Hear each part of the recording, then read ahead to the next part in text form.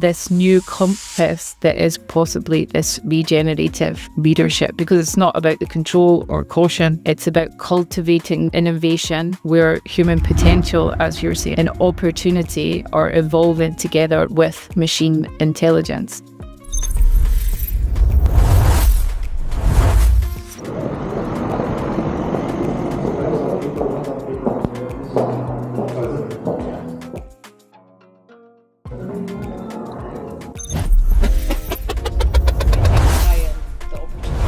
As you've just highlighted in the mix, so now we're in this AI hype cycle, and you've also got the navigation element of being in an AI boom where every company feels pressured at the moment to pivot immediately. You might have your board of executives, not only the executive team, where they also have this pressure, this FOMO of missing out. And that must be also something that collectively adds to all of that pressure of trying to motion and navigate this purpose versus method framework. It's a lot.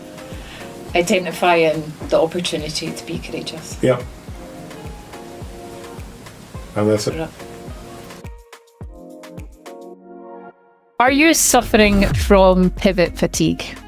Especially now. For some of us, it feels like every single week there's a new technology or a new crisis, whilst the market screams at us to burn down the business plan and actually start over. But is that actually resilience? Or is it just panic disguised as strategy? Today, we're diving into a great piece by Faisal that argues true resilience is actually about being two things at once: immovable and infinitely adaptable. Now, this sounds impossible, doesn't it? But as we'll see, it's exactly how the world's most enduring brands survive.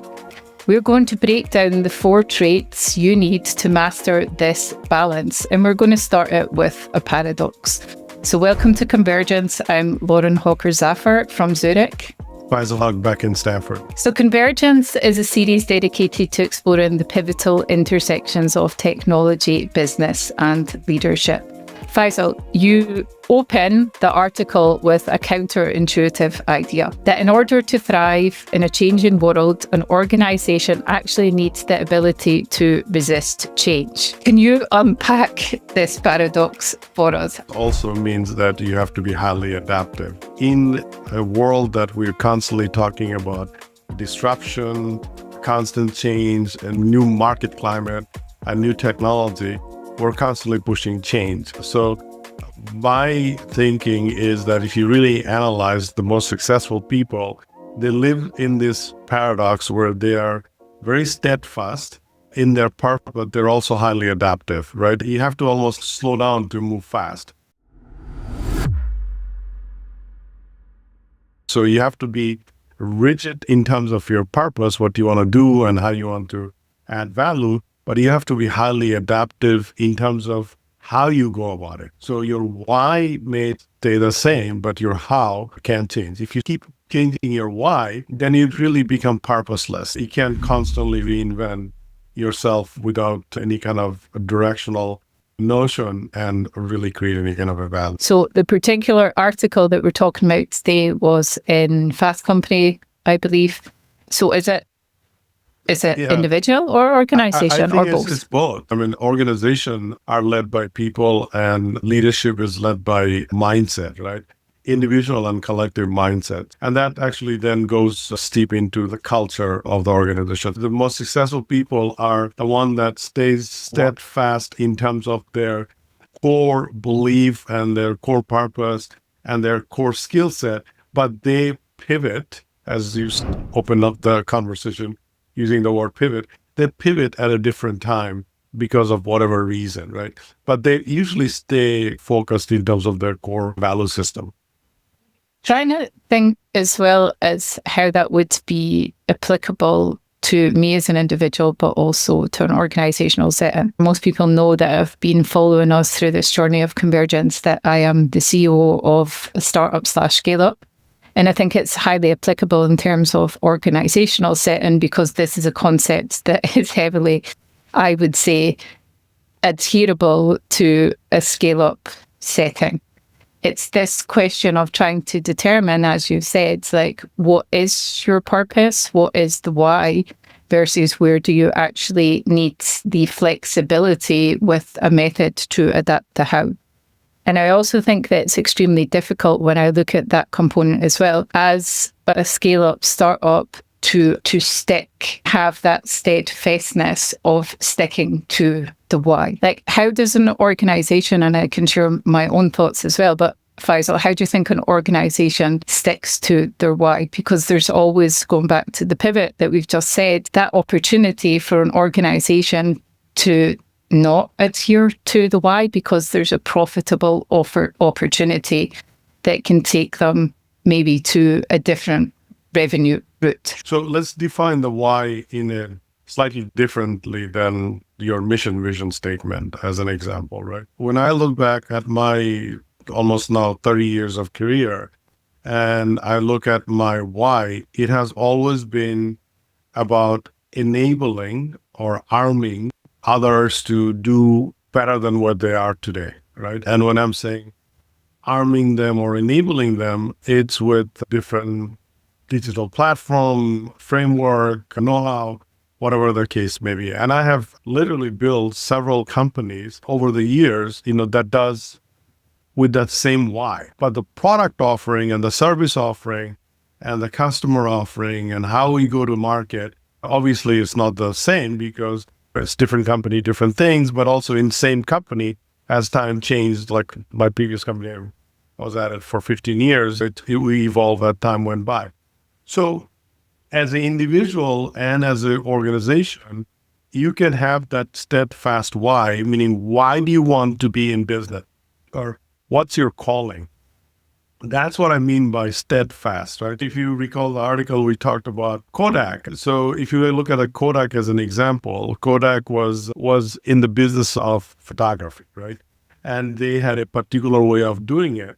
They were not wrong in terms of their calling that they want to create this photography and then instant photography, but they lost their way because they changed the how, not because they wanted to be in photography business. Because if you look at it, now the notion of taking picture and producing has never been more greater, yet they're not in it, right? So this is what that steadfastness about how, why, and the flexibility of how comes together. That's where its resiliency is a paradox. I think that if we stick with the example of Kodak as well, there's probably some people that are taking a critical angle and saying that, well, could Kodak have ever really changed their how in terms of methods and how they were producing essentially their products and what was accessible to the market? That's maybe one angle of criticism that we could look at. Yeah, and also, Lauren, if you look at Kodak, they fell in love with their own product, right? You cannot fall in love with your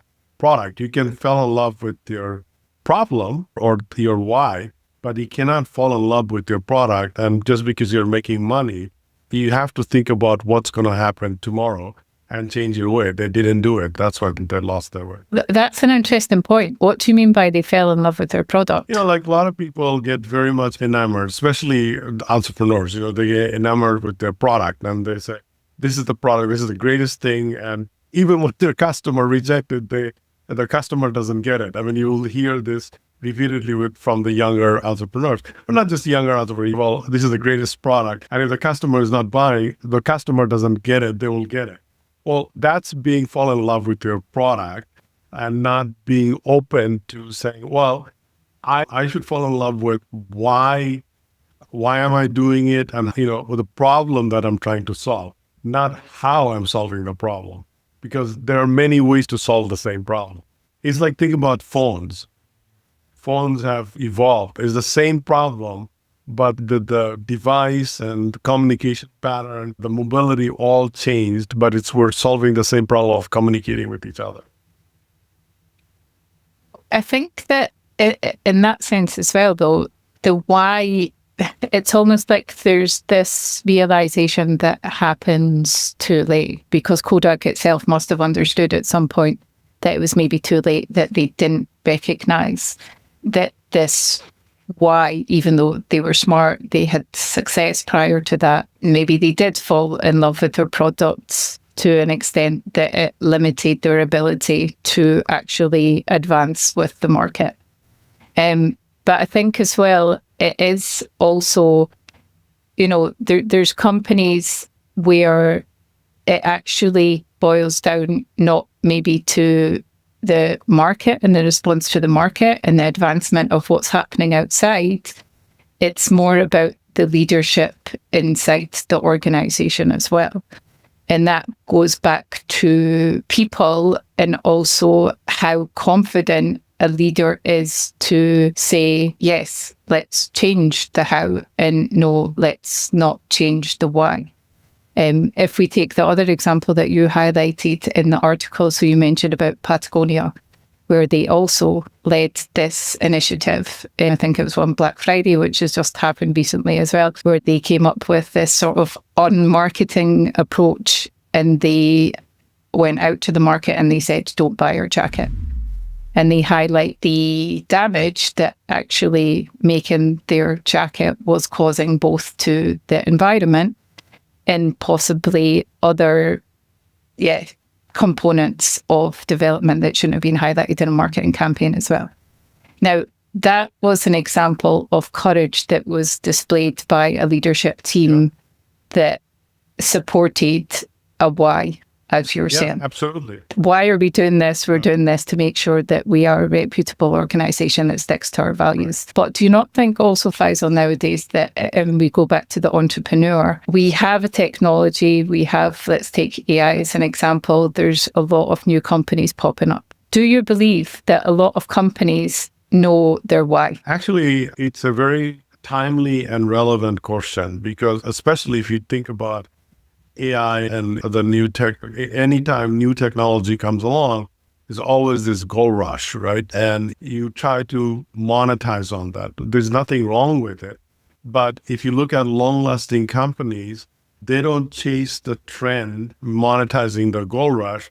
They say, well, we are in the business to help our customer to do X, Y, Z, and you just use or invent or disrupt an entire way of doing things because you're trying to solve a particular problem. I've seen this in .com era. I've seen this in post.com era when the cloud was, as a hot topic.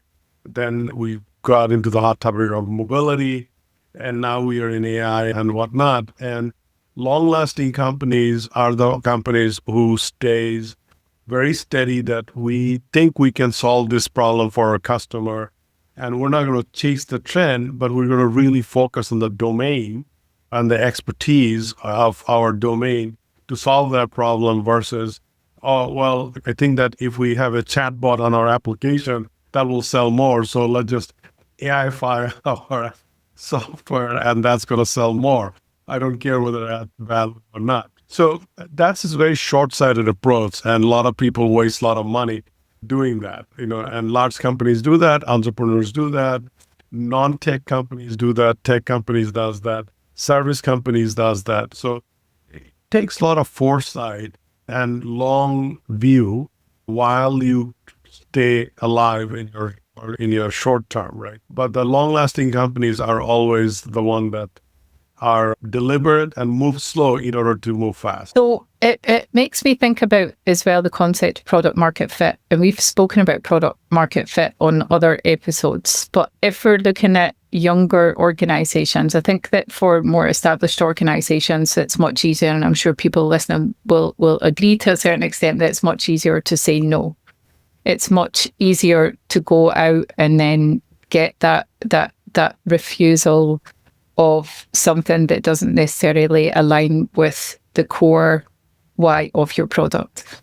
But if you have an organization that is just going to the market, it's newly established, you're still trying to understand if there is that product market fit, where do you think in that stage of an evolutionary journey that you should say no to things that don't adhere with your why? Because that's really difficult. I mean, there's companies that are trying to raise revenue.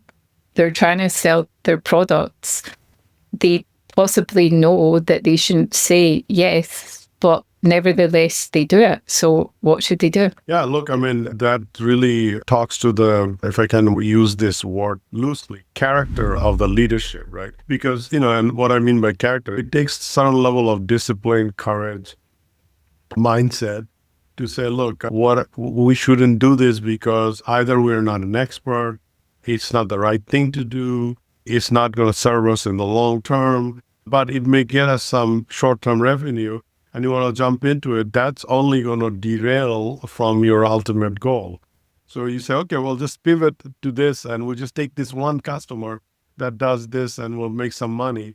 And then collectively you get derailed. And especially when you're talking about, and where a lot of funding goes into it, it's actually a collective role of the investors, the board, and the management team to have very strong set of discipline to say no and stay steadfast and say, okay, this is our core mission. This is the problem we're solving.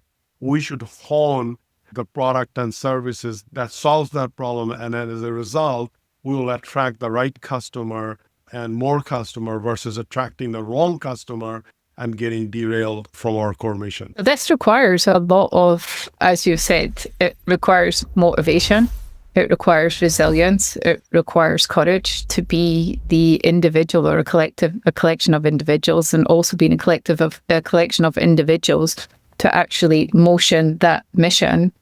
There's a lot of components of that steadfastness that can also be extremely challenging. Yep. And as you've just highlighted in the mix, so now we're in this AI hype cycle, and you've also got the navigation element of being in an AI boom where every company feels pressured at the moment to pivot immediately.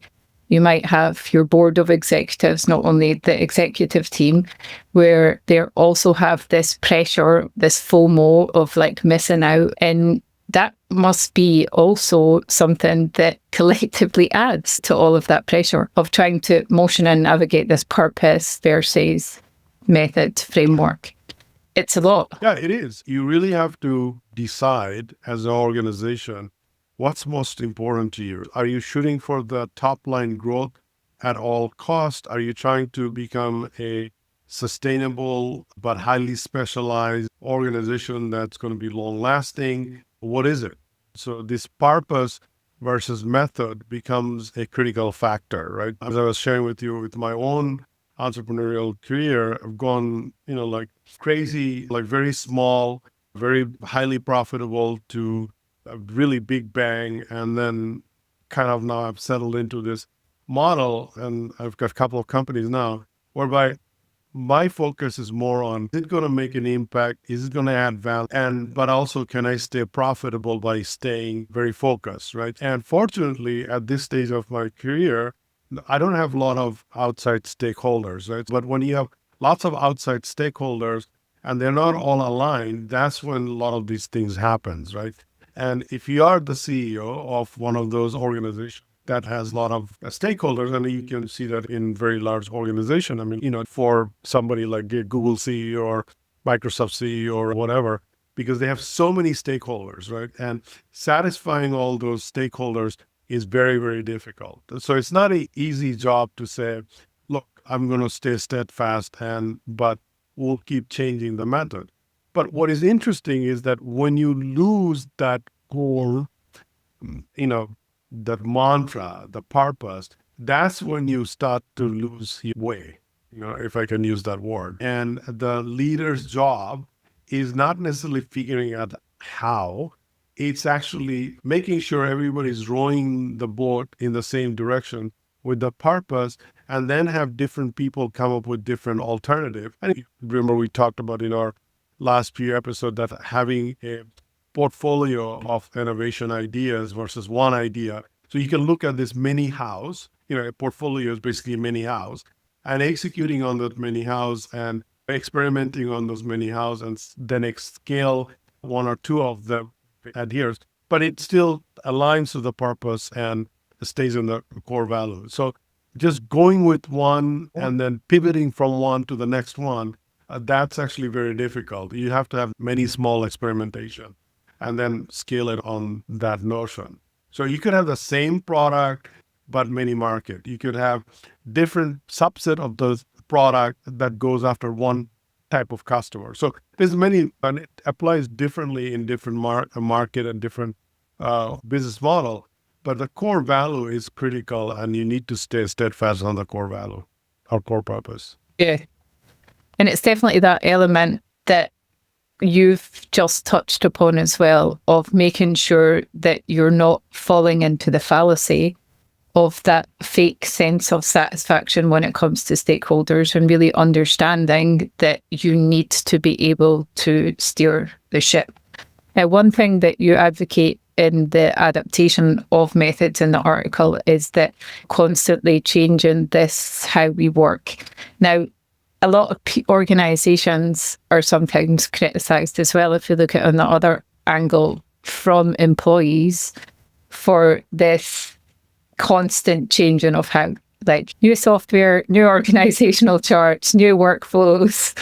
Like, this also has the potential of creating like change fatigue, where employees may burn out at the how if it changes all the time. I mean, this is also, I think, about finding the balance of making sure that the how is not changed too frequently, because it's that stability that you've highlighted as well that's necessary to make sure that a company can stay true to why are we doing this, but also that. I mean, there's a couple of things that I think is very critical to understand from a management and leadership point of view, right? So you have to actually create a engine of how, right? So it's the leader's job to communicate and keep the organization calm and purposeful by saying, look, it's not we're changing the organization.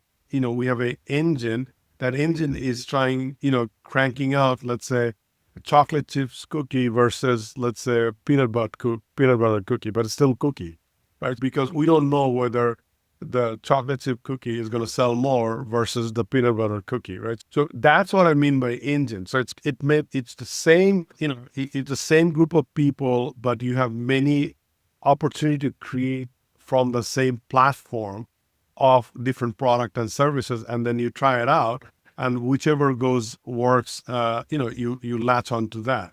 So so you have to be able to communicate that message so that the employees they understand and feel part of the process and part of the engine, and feels that they're actually making an impact to move things forward, versus saying, well, yesterday I was folding these things and tomorrow I'm just going to go clean the floor. I mean, that's the total chaos and disruption. So it requires that thoughtful leader that can constantly communicate, but also build that innovation engine or management system that drives the innovation engine to create different things.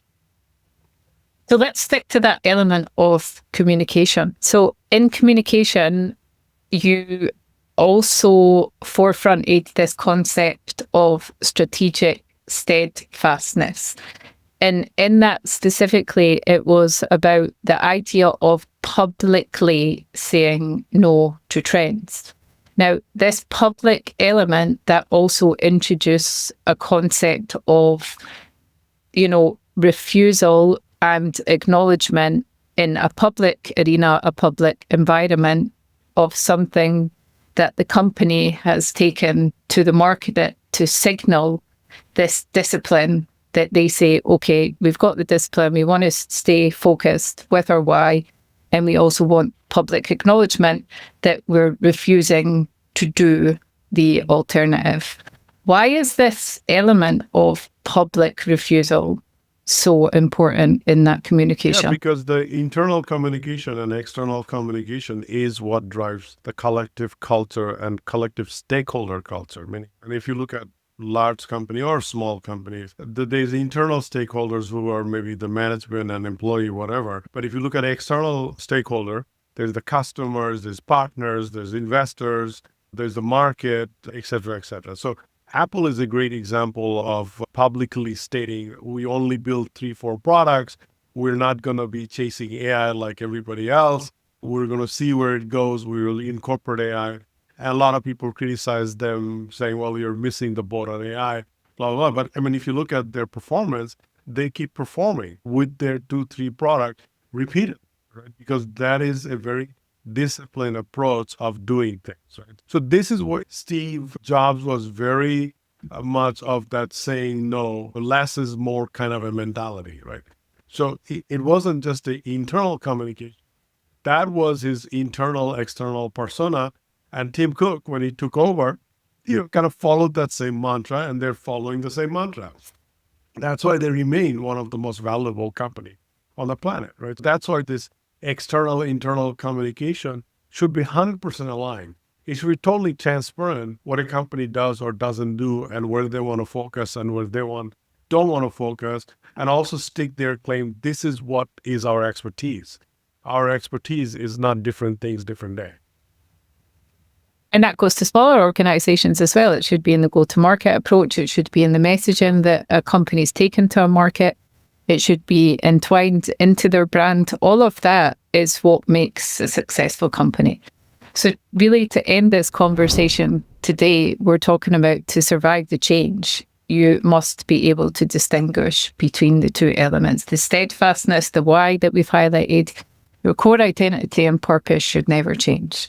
And this is what's providing a fixed point to navigate chaos, and it gives employees a reason to endure turmoil. And also the flexibility, the how, your tactics, products, and strategies, they must be infinitely adaptable. 100%. Thank you, Faisal. Thanks. And thanks for everyone that stayed with us today, either on video or on audio. It's a pleasure having you here with us in Convergence. Thank you. Thanks for being with us. There's no replacement for ethical leadership. Legislation alone is not going to do that. I mean, that's a human personal responsibility. And when they don't do that, then it's upon rest of us to stand up and do something about it. So that's a leader's choice to do that. And what we need to understand is, what if that's not the right approach?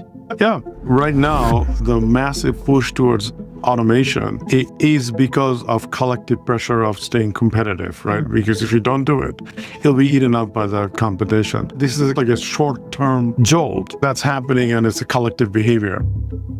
The right leaders will find, at least I'm hopeful, they will find a way to balance this. Okay. Thank you. Thank you. Intelligence on Tap is redefining how value is created, where AI doesn't just inform decisions, it executes them. I don't think human society ever succeeded based on just legislation, right? It's the leader, not a leader, whatever the leader is, job to be thinking about the impact they are going to make or not make.